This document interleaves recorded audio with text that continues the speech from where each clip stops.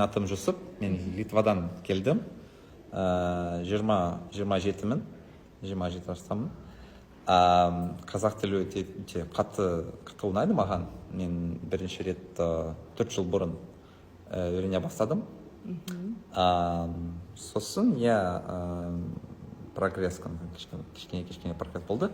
Қазір 4 ай бұрын Қазақстанда екінші рет келдім, көшіп келдім.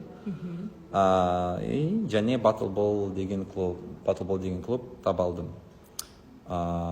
Себебі маған негізі қазақ тілін сөйлесу тәжірибе керек болған. Бірақ Алматыда көп адамдар қазақ тілін білмейді, немесе тек қана орысша сөйледі, немесе мен қазақша сөйлегісі келген жоқ. Бірақ негізі маған тілдер үйрену ол негізі мен ұнайтын нәрсе, мен ұнайтын хобби деген.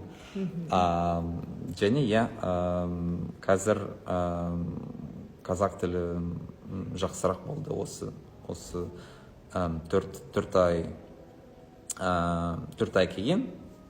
Қазір мен әр кездесуде жаңа сөздер алам, негізі басқа адамдармен түсіндірем, менің білетін сөздер, және басқа адамдармен, басқа қазақ тілі үйренетін адамдармен сөйлесем.